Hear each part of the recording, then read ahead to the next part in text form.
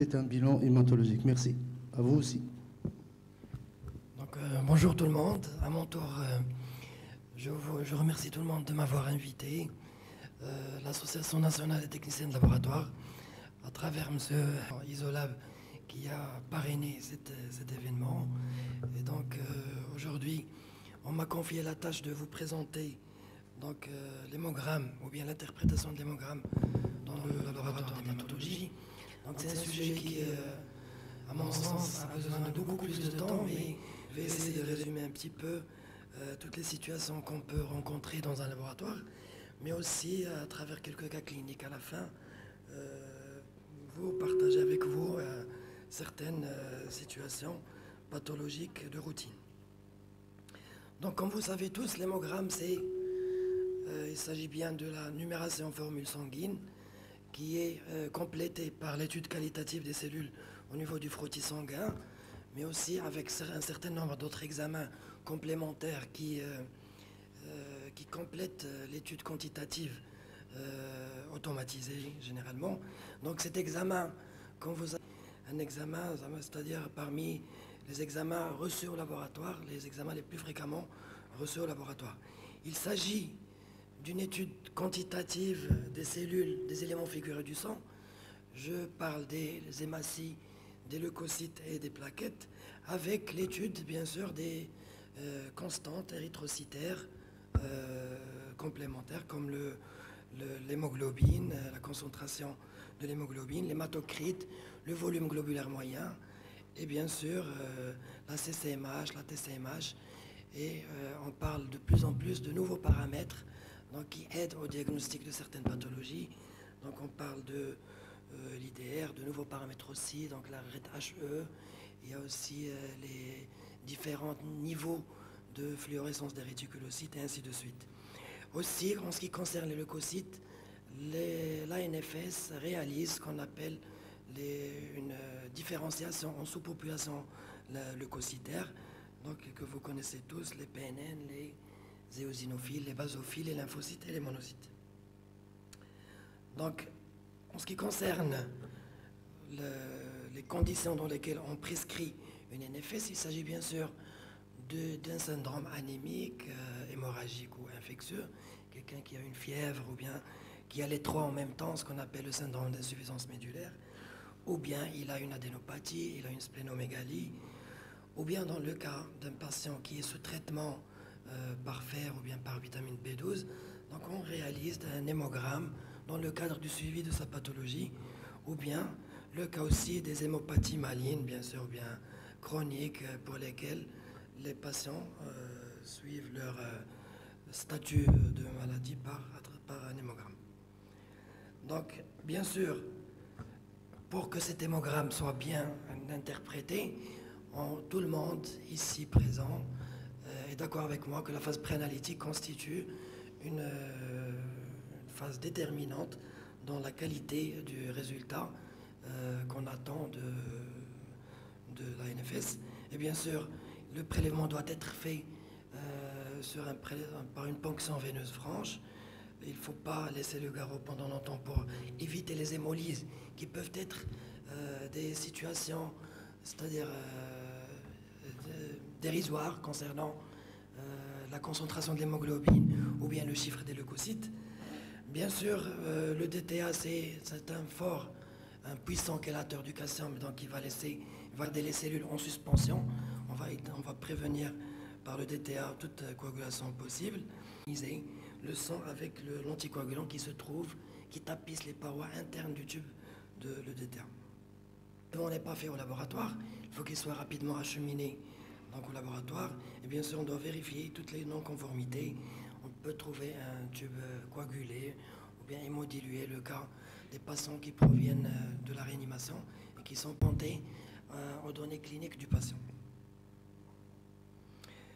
Donc, un petit mot sur les techniques analytiques. Donc, on a de plus en plus d'automates plus performants. Donc, je salue à travers la société Isolab donc, la qualité des automates donc, qui nous fournissent et qui sont de plus en plus performants avec de plus en plus de paramètres donc, qui aident à l'interprétation de l'hémogramme.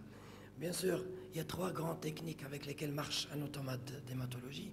C'est l'impédancemétrie, donc, qui est destinée à compter les globules rouges et les plaquettes. Globules rouges, c'est-à-dire entre 5000 et 10 000 cellules, globules rouges, et dont les résultats sont affichés sous forme d'histogrammes.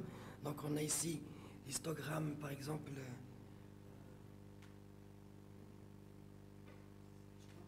l'histogramme qui est au milieu, c'est l'histogramme des globules rouges. Il est normalement en cloche. Et l'histogramme des plaquettes à droite, c'est un histogramme qui est normalement en toboggan. Et donc, si on a une anomalie d'affichage au niveau des histogrammes, ça peut aider ou bien orienter vers une anomalie des globules rouges et des plaquettes. La cytométrie en flux, donc, c'est pour réaliser la formule leucocytaire. Et donc, on a 3 grands paramètres, c'est-à-dire qu'on retire de cette analyse, c'est la taille, ou bien ce qu'on appelle le signal reçu sur le front scatter channel, ou bien le détecteur de face. On a aussi la granulosité interne de la cellule qui est reçue sur le détecteur de côté, ou bien side scatter channel. Et on a le degré de maturité qui est représenté par le degré de fluorescence de la cellule. Et donc finalement, tous les leucocytes sont représentés sur un scattergramme que vous voyez ici, qui différencie différentes populations cellulaires selon les 3 paramètres que je viens de vous dire. Donc pour le dosage d'hémoglobine, c'est une technique colorimétrique, c'est ce qu'on appelle la méthode de Drachman. Donc il utilise c'est-à-dire un réactif qui transforme l'hémoglobine en cyanméthémoglobine. Et donc, de plus en plus, on assiste à des techniques qui n'utilisent plus le cyanure parce qu'il est toxique. Et donc, on a le SLS par exemple, donc toujours une méthode colorimétrique, mais utilise d'autres réactifs. Ça, c'est la technique de référence. Donc, on arrive au vif du sujet. Il s'agit, donc on va commencer par étudier chaque lignée cellulaire à part. Donc, en ce qui concerne la lignée érythrocytaire, comme on a dit, donc, on doit voir le chiffre ou bien le taux d'hémoglobine qui va déterminer la présence d'une anémie ou bien au contraire de polyglobulie.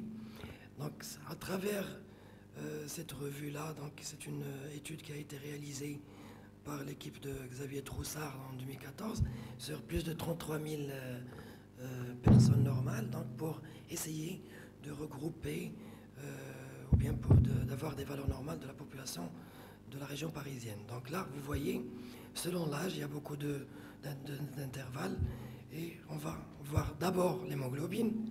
Après l'hémoglobine, on va se focaliser sur le VGM et la TCMH. Après, on peut voir le nombre de globules rouges et les autres paramètres, donc, comme l'indice de distribution des rouges et les autres paramètres, les nouveaux paramètres, donc les rétiques de haute fluorescence, de moyenne et de faible fluorescence, ainsi que le taux de réticulocyte global. Donc après, on va déterminer par une sémiologie donc l'anomalie qu'on a eue, donc soit une érythropénie polyglobulis dans le cas, pour tout ce qui touche le nombre de globules rouges.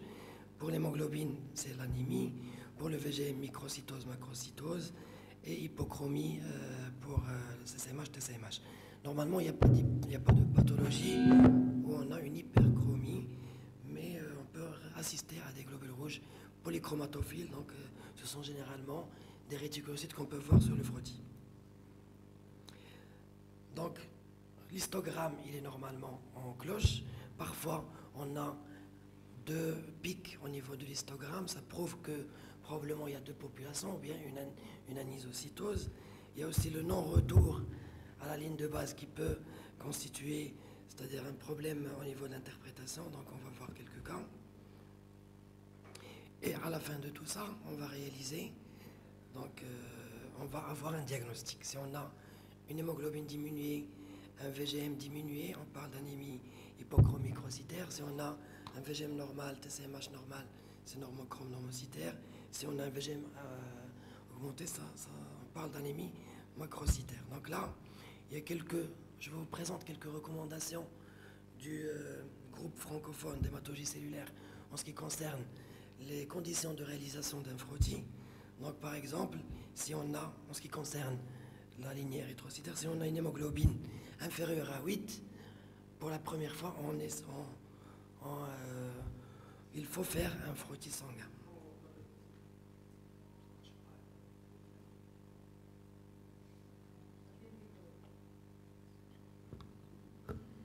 D'accord? Donc si on a, par l'exemple d'une hémoglobine à 8, inférieure à 8, on doit réaliser un frottis sanguin. Si on a un VGM supérieur à 105 par exemple, en situation initiale, c'est-à-dire un patient qui vient pour la première fois, on doit réaliser un frottis sanguin, et ainsi de suite. Donc le tableau illustre toutes les situations où on doit faire un frottis sanguin. Donc le frottis, tout le monde connaît comment on fait un frottis. Donc qu'est-ce qu'on peut trouver par exemple en cas d'anémie hypochrome microcytaire? On va réaliser une ferritinémie. Si elle est diminuée, c'est une anémie carentielle. Si elle est normale augmentée, donc c'est une anémie probablement inflammatoire. Si le fer est normal, donc dans ce cas, il y a deux autres situations, donc des étiologies d'anémie hypochrome microcytaire, que ce soit une thalassémie ou bien une hémoglobinopathie, donc pour laquelle on doit réaliser une électrophorèse de l'hémoglobine pour faire le diagnostic. Sinon, on peut faire un myelogramme à la recherche d'une anémie sidéroblastique si toutes les investigations précédentes sont normales.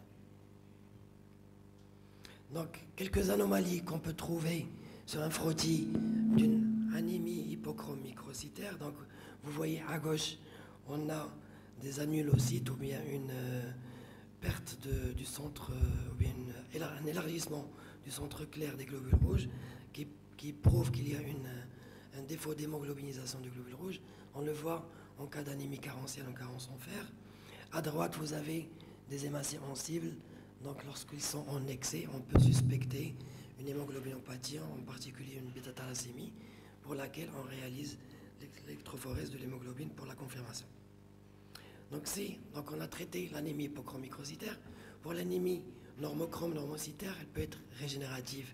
Si le chiffre de réticulocytes dépasse les 120 000, dans ce cas, on a soit une hémorragie ou bien une hémolyse. Donc l'hémolyse, il y a plein d'étiologies concernant l'hémolyse. Qu'est-ce que le globule rouge soit coupable ou bien victime de cette hémolyse. Donc les anomalies corpusculaires ou bien où le globule rouge est coupable. Il y a les anomalies de la membrane. Je donne comme exemple la sphérocytose héréditaire, les anomalies de l'hémoglobine comme la drépanocytose et les anomalies des enzymes comme le déficit en G6PD. Quand le globule rouge est victime de l'hémolyse, il y a plein aussi d'autres étiologies. Donc je parle des étiologies immunologiques, mécaniques comme les microangiopathies thrombotiques, les étiologies infectieuses et toxiques, donc comme le saturnisme par exemple, ou bien le paludisme. Lorsque l'anémie est interrégénérative, donc là, bien sûr, au niveau du laboratoire, il faut faire éliminer une cause évidente d'anémie, c'est-à-dire éliminer une fausse anémie. Le cas d'une hémodilution, par exemple, donc il faut s'assurer à travers lors de la réception du tube d'une hémodilution, si on n'a pas de situation analytique évidente ou bien pathologique évidente qui vont expliquer l'anémie, donc on passe à faire un myélogramme. Avec le myélogramme, on peut trouver tout type d'envahissement ou bien de syndrome myodysplasique ou bien carrément une moelle pauvre qui explique cette anémie. Donc quelques exemples de frottis en cas d'anémie normochrome normocytaire. On a par exemple ici un drépanocyte à droite, on a des schizocytes en bas, on a aussi d'autres anomalies comme les hématies mordues ici à gauche, ou bien les hémigostes qu'on peut trouver en cas d'anémie hémolytique par déficit en G6PD. Alors pour l'anémie macrocytaire aussi, il faut faire un taux de rétique. Si ça dépasse les 120 000, c'est toutes les étiologies, hémorragie, hémolyse. Si ça ne dépasse pas les 120 000, donc on parle d'une anémie macrocytaire, une vraie neutropénie qu'on peut trouver en cas d'aplasie par exemple, en cas d'envahissement médulaire par une leucémie aiguë ou bien autre, ou bien ça peut être périphérique en cas d'atteinte d'infection virale ou bien bactérienne, parasitaire ou bien d'une cause auto-immune. Les éosinophiles augmentent en cas de parasitose ou bien en cas d'allergie. Les basophiles aussi. Il y a aussi quelques situations malignes. On peut trouver une hyperéosinophilie ou bien une hyperbasophilie. Je parle des cancers, je parle des hémopathies malignes, type leucémie aiguë, promyélocitaire par exemple, ou bien autre. En cas de lymphopénie, vous savez tous qu'il y a des situations acquises comme le VIH ou bien une situation infectieuse qui peuvent donner une lymphopénie, comme il y a des situations congénitales comme les déficits immunitaires congénitaux. Donc pour les hyperlymphocytoses, qui peuvent être réactionnelles en cas d'infection virale ou bien parfois même bactérienne, ou bien maligne, le cas d'une leucémie aiguë lymphoïde ou bien d'une leucémie lymphoïde chronique surtout, donc qui donne un aspect de cellules matures qui ressemblent à des lymphocytes matures normaux. Donc pour les plaquettes aussi, il y a l'histogramme qu'on doit, avant d'interpréter le chiffre de plaquettes, voir cet histogramme. Normalement, il est en toboggan. S'il est en dents de scie, ou bien il y a un non-retour à la ligne de base, donc ça peut constituer une source d'erreur concernant le comptage des plaquettes. Il y a de nouveaux paramètres qui sont de plus en plus donnés par des automates, comme l'indice plaquettaire par fluorescence. Donc c'est une étude des plaquettes qui ne se fait pas par impédance métrique, qui se fait par cytométrie et qui donne un degré de maturation des plaquettes. Donc lorsqu'on a beaucoup de plaquettes immatures, ça prouve que, en cas de thrombopénie, ça prouve que la thrombopénie elle est plutôt périphérique que centrale. Donc aussi un réflexe au niveau du laboratoire lorsqu'on a une thrombopénie, faire un frottis, rechercher des agrégats plaquettaires, rechercher d'autres types d'agrégats plaquettaires qu'on peut schématiser ici par un type de satellitisme autour des leucocytes. On peut le trouver, donc ça peut constituer une source de fausse thrombopénie liée à l'EDTA. Et dans ce cas, on doit réaliser des plaquettes, ou bien un chiffre de plaquettes sur un tube citraté. Donc les thrombopénies périphériques, lorsqu'on est sûr que c'est une vraie thrombopénie, peuvent être d'origine périphérique, le cas d'une hyperdestruction, en cas par exemple de thrombopénie auto-immune, ou bien d'hyperconsommation en cas de CIVD, ou bien en cas de séquestration, en cas d'hypersplénisme, quelqu'un qui a une splénomégalie, il peut avoir une thrombopénie. Lorsqu'ils sont centrales, donc tout type d'envahissement peut donner des thrombopénies, ou bien de dysplasie aussi. Les thrombocytoses peuvent être réactionnelles à des syndromes inflammatoires ou bien à une carence en fer. Donc lorsqu'on a une anémie ferriprive, on peut trouver chez 40% de patients une thrombocytose, le cas aussi en cas d'inflammation ou bien en cas d'infection. Donc je passe rapidement à des cas cliniques, rapidement, à 3 minutes. Donc je vous donne le premier cas d'une patiente de 72 ans qui a un syndrome anémique, donc qui consulte pour une anémie, une pâleur cutanéo-muqueuse, et qui a des fourmillements, qui quitte le lait, et qu'elle a une dyspepsie avec une sorte de régurgitation gastrique, mais elle n'a rien sur l'examen clinique. Donc on a trouvé ici, je ne sais pas si vous arrivez à regarder, donc on a une anémie, une hémoglobine à 6, un VGM à 124, des plaquettes à 70 000 et des globules blancs à 4000. Donc sur le frottis, on trouve une anisopoikilocytose avec des macro-ovalocytes. On trouve des PNN hyper segmentés. Et donc, c'est une, tout le monde sait, c'est une anémie mégaloblastique. Voilà, donc c'est une anémie mégaloblastique. Voilà. Donc c'est juste un cas que j'ai trouvé par exemple juste hier, donc avant-hier. Un autre cas d'une jeune patiente de 17 ans qui vient qui consulte chez une gastro-entérologue pour de fièvre avec douleur gastrique et vomissements, et chez laquelle le médecin gastro-entérologue a trouvé une angine pseudomembraneuse, donc une angine avec très blanchâtre, très purulente, et des adénopathies cervicales. Donc voilà la prescription donc, du médecin. Donc elle a cherché le BV, elle a cherché l'hépatite A, elle a cherché beaucoup de choses. Et donc, ce qu'on a trouvé chez elle au niveau de la NFS, c'est une hyperleucocytose à 15 000, faite essentiellement de lymphocytes. Elle a 9 000 lymphocytes, donc c'est une hyperlymphocytose. On a été amené à faire un frottis sanguin vu que la Société francophone d'hématologie cellulaire nous conseille de faire un frottis à partir de 5 000 lymphocytes. On a trouvé, voilà ça, donc un nuage de lymphocytes qui est, normalement, ce nuage-là, en vert doit être en rose puisque ce sont des lymphocytes, et ils ont une fluorescence un petit peu élevée, ça veut dire que ce sont des lymphocytes un petit peu activés. Donc ce qu'on a trouvé sur le frottis, des lymphocytes, des petits lymphocytes, des lymphocytes un petit peu activés, et d'autres qui sont hyper basophiles, et ça prouve que il y a beaucoup, c'est une hyperlymphocytose qui est hétérogène, elle n'est pas homogène, ce n'est pas clonal, ce n'est pas malin, c'est plutôt réactionné. Selon vous, qu'est-ce que ça peut être? Un syndrome mononucléosique, exactement. Donc, j'ai une enfant pour l'examen, pour cytose. Et normalement, on fait l'immunophénotypage, on le fait plutôt en situation clonale, si on a, donc on a par exemple une LLC ou bien un syndrome lymphoprolifératif. Donc je vous présente le troisième cas d'un enfant de 5 ans qui a des douleurs articulaires depuis sa petite enfance et qui a une splénomégalie et qui vient aux urgences avec un subictère, il est ictérique, il a des urines foncées. Et donc chez lui, on a trouvé une anémie A6 normochrome, limite normochrome normocytaire, pardon, et avec une petite thrombopénie, un taux de réticulocytes à 426 000, donc c'est une anémie qui est très régénérative. Il a des signes d'hémolyse, il a un ictère, il a des urines foncées.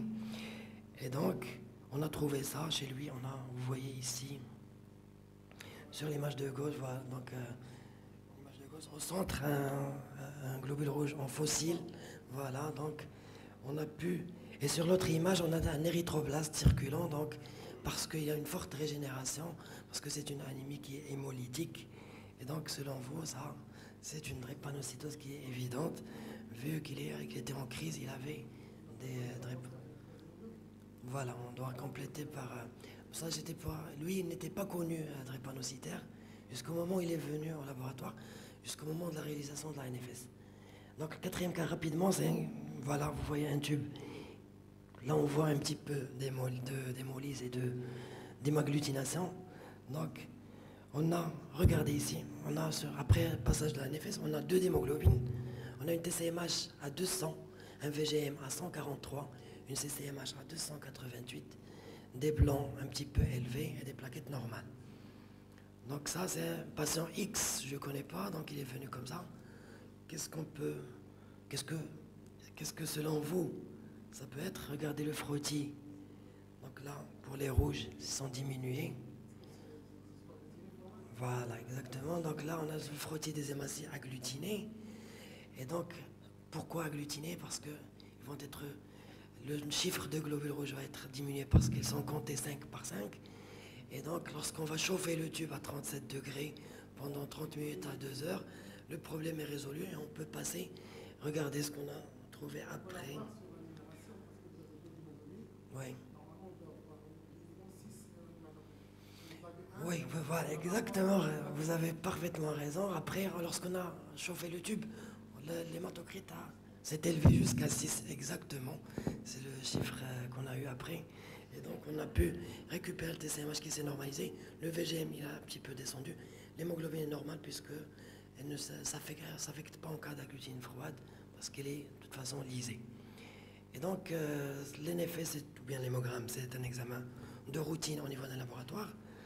J'insiste, c'est-à-dire je vous recommande de toujours voir les scattergrammes, les histogrammes et les autres paramètres avant de faire votre validation technique.